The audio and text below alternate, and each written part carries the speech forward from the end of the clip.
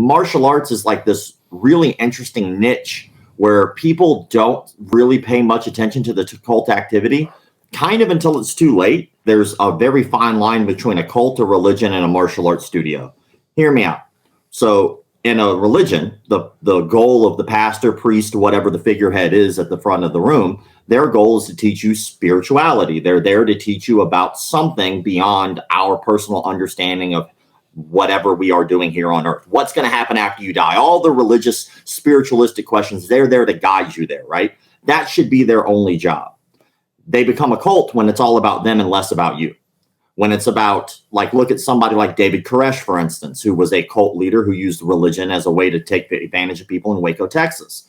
That particular cult leader, he was able to manipulate people, and he literally slept with every woman on that compound, specifically because he said that sex was a sin and that he was the only one who was there to bear the weight of that sin, and convinced everyone that it was okay for him to fuck their wives and their daughters and their children. Yeah. You know? Yeah, I remember that, man. So that, again, then at first, maybe it's a religion, but then all of a sudden he starts doing nothing but things for himself. Now it's a cult. Yeah. Martial arts is very similar, especially in terms of, like, look at Catholicism and martial arts. Let's just even use jujitsu.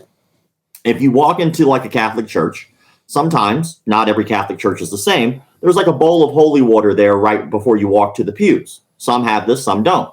You take the holy water, you kind of anoint yourself, and you walk forward. Well, some martial arts schools have you bow at the door. Some have you bow directly at the mat. Some have you bow at both.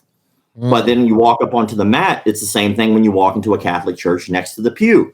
Take the knee, do the cross, you get to go into the pew. Well, that would be the equivalent of like bowing on the mat. Then if you keep going a little further, there's somebody who's like let's say a religious leader, priest, preacher, whatever you would call them. They're at the front of the room. Everyone else is listening to their sermon.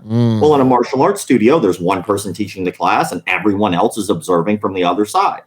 Then we continue, usually in a Catholic church, there's either stained glass, a statue, or a picture of Jesus Christ behind the person who's presenting the sermon. Well, then in martial arts, we usually have a picture of the people who came before us, right? There's a Helio picture, or there's a Henzo picture. And then if we keep going down in Catholicism, there's a part in the sermon where you get up and you shake out everybody's hand. Hey, nice to meet you. Peace be with you. Peace be with you. And jiu-jitsu, whenever we're done with class, most gyms I've ever been to, they walk around and we shake each other's hand.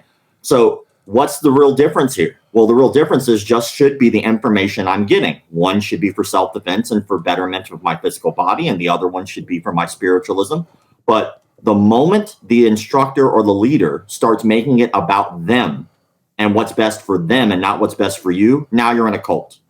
And the reason I use jiu-jitsu, and I'm sorry for being long-winded, it just takes a little explanation. No, I love this. When you look at a term like crianche, crianche is a jiu-jitsu term, specifically from Brazil. That term, for anybody who doesn't know, and I don't speak Portuguese, basically just means traitor. And it was based off a character on a soap opera. And a crianche, for anyone who doesn't know, is literally just someone who goes and trains at another gym. That's it. Which, in all terms, should help you as a student, should better you, should make you better by getting outside opinions and ideas and being able to take those ideas and go back to your gym and assimilate that back to your people in your gym, right? Yeah, I never fuck with coaches that don't agree with cross training. Yeah, and churches are the same. They get angry if you're an evangelical and you go to a Methodist church. They're sinners. Our message is better. This church is better.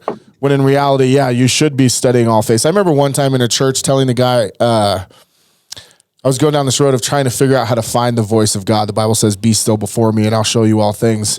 I started getting into yoga and I started learning how to breathe. The word for God used to mean breathe, right? And so I'm telling this pastor about it. I'm like, man, I'm learning yoga and I'm really feeling like for the first time I'm connected to God. And he got all mad at me and told me I was sinning and it was Satan. Witchcraft. Yeah. When he should have been more concerned about the betterment of my life through this other practice. Absolutely. Eerie how similar they are. Big time. No man, diamonds in my teeth. I got a lot of shots.